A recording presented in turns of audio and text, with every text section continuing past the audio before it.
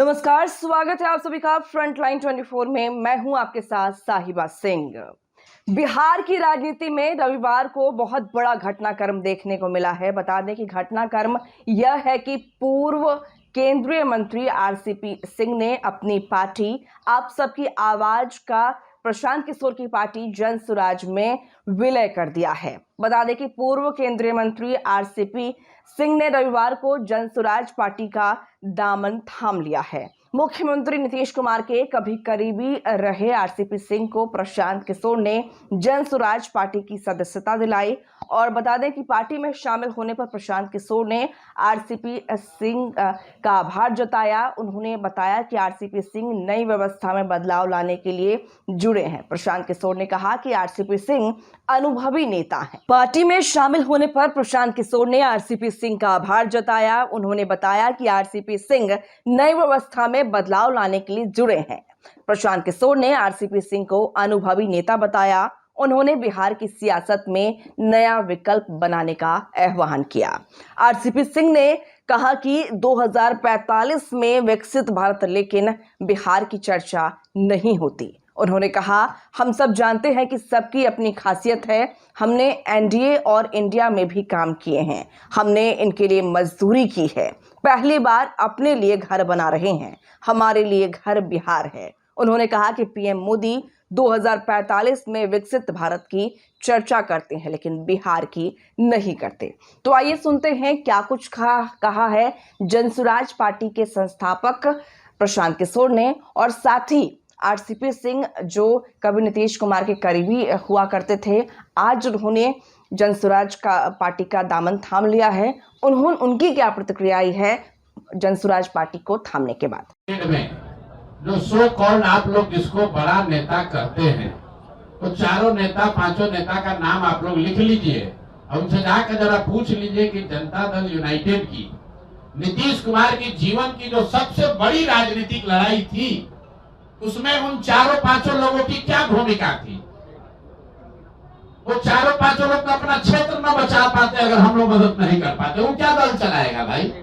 वो तो विशुद्ध तौर पर सत्ता में बैठकर कमजोर नीतीश कुमार का फायदा उठाकर वसूली कर रहे हैं। सब वसूली मंत्री है। हमसे सुनिए, हमको कहता है भेजेंगे लीगल नोटिस, तो हम लीगल नोटिस करने वाले हैं। हमने कहा ये वही आदमी है जो कांग्रेस के अध्यक्ष रहते हुए ये हिम्मत नहीं होती थी कि लालू जी के घर जाएं। जब गठबंधन की बात हुई, यही आरसीपी सिंह है जो जाकर कहे कांग्रेस को 40। तो लालू जी ने कहा कि आरसीपी हम लोग के साथ धोखा कर दिया है। तो उसके बाद ये लोग डर के मारे लालू जी से बात करने नहीं जाते थे। तब माननीय सदानंद बाबू जिंदा थे और हमें कैमरे पर कह रहा हूं, पूछ लीजिए, इनकार वो नहीं कर सकते। किसी पत्रकार ने पूछा भी था तो उन्होंने स्वीकार भी किया। ये दोनों लोग, सदानंद बाबू और तब के कांग्रेस के अध्यक्ष, ये आकर हमारे कमरे में बैठे रहते थे कि प्रशांत जी, लालू जी से आके बात कीजिए, हम लोग जाते हैं, बड़ा बेइज्जत करते हैं और ये हम लोग को राजनीति सिखाएंगे। मेरे भाई, बस नीतीश कुमार अगर शारीरिक मानसिक तौर पर आज सचेत रहते तो इन लोगों की जो स्थिति पहले थी वही स्थिति आज भी रहती। जब वो मानसिक तौर पर सजग थे, सचेत थे, मजबूत थे, तब उन्होंने आरसीपी सिंह को रखा था, प्रशांत किशोर को रखा था। जब वो शारीरिक मानसिक तौर पर आज कमजोर पड़ गए हैं, तो जो 4-5 लोग हैं वो सब वो गिद्ध हैं जो अब उनको नोच रहे हैं। उनकी गरिमा, उनका लेगेसी, जो कुछ भी नीतीश कुमार के बारे में बिहार के इतिहास में लिखा जाता अच्छा, वो आज गलत लिखा जाएगा। अगर नीतीश बाबू आज से 3 वर्ष पहले पद छोड़ दिए होते तो बिहार की जनता आने वाली कई पीढ़ियों तक लोग उस आदमी को याद करता कि नहीं, कुछ भी हो, नीतीश कुमार ने बिहार को सुधारने के लिए कुछ किया है। लेकिन आज जब उनका पद छूटेगा तो लोग ये लिखेंगे कि ये वही नीतीश कुमार है जहां अधिकारियों का जंगल राज हो गया। ये वही नीतीश कुमार है जहां लोगों ने सबसे भ्रष्ट सरकार देखी। ये वही नीतीश कुमार है जहां 4 लोगों ने टिकट बेचा। इसमें कौन है जो कार्यकर्ता को जानता है। अभी आप लोग जाइएगा इस प्रेस कॉन्फ्रेंस के बाद, जो नीतीश कुमार का 4 सबसे बड़ा राजनीतिक सिपह सलार अभी बना हुआ है, उससे पूछिएगा कि जदयू का जितना जिला अध्यक्ष है उसका खाली अध्यक्ष का नाम बता दो बिना कागज देखे। कि देखिए आरसीपी बाबू हंस रहे हैं। अरे सब तो कार्यकर्ता का छोड़िए, अध्यक्ष का नाम नहीं जानता है। नीतीश जी का बना लोगों ने मेहनत किया है, वह बैठ के लड़ाई मार रहे हैं। जन स्वराज में करेंगे।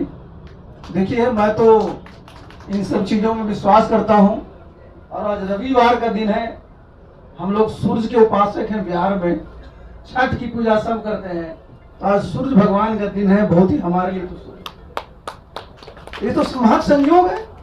और न मैंने कभी सोचा था, न मेरे किसी साथी ने सोचा था कि इतना शीघ्र ये होने वाला है, लेकिन ये हो गया। हम लोगों का ये जो प्रयास हुआ है, देखिए मैं इस बात को मानता हूं कि कहीं न कहीं से आशीर्वाद रहता है, तभी ये सब हो पाता है। तो सबसे पहले तो जितने भी हमारे यहाँ नेता हैं जन स्वराज के, उनके प्रति भी मैं आभार प्रकट करना चाहता हूं। और आप लोग भी 2 वर्षों से ज्यादा समय से पूरे बिहार का दौरा किया। कोई इलाका नहीं है जहां आप नहीं गए, पैदल गए हैं।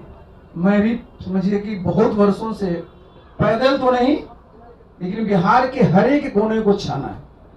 और हम प्रशांत जी अभी बैठे हुए हैं, अभी चर्चा हम लोग कर रहे थे 10 साल पूर्व 2015 में हम लोग इसकी चर्चाएं कर रहे थे।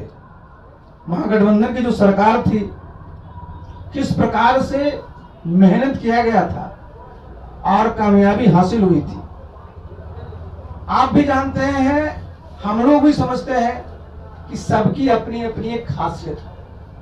और बिहार में भी क्या है, सब लोग बोलता है कि साहब 2 बहुत मजबूत संगठन है, एनडीए है, इंडिया है।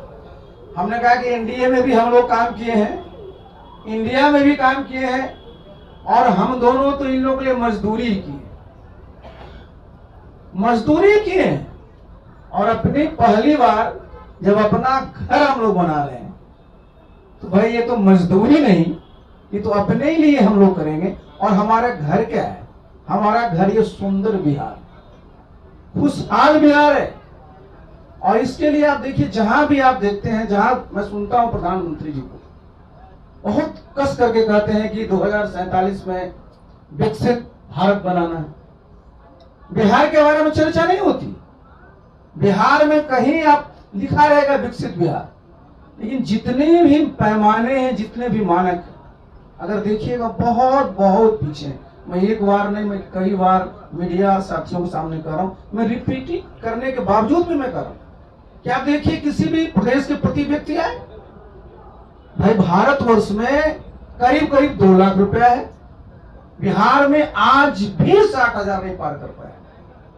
और 2047 में जब राष्ट्रीय आय 15-16 लाख हो जाएगी, तो अगर यही स्पीड रहा तो बिहार उस समय भी 3-4 लाख पर रहेगा। तो जरूरी किस बात की, जिसकी चर्चा प्रशांत जी कर रहे थे, कि भाई वो बिहार, यहाँ क्या होता है, सब लोगों को डिमोरलाइज किया जाता है कि बिहार में कुछ नहीं है। क्या बोलते थे कि यहाँ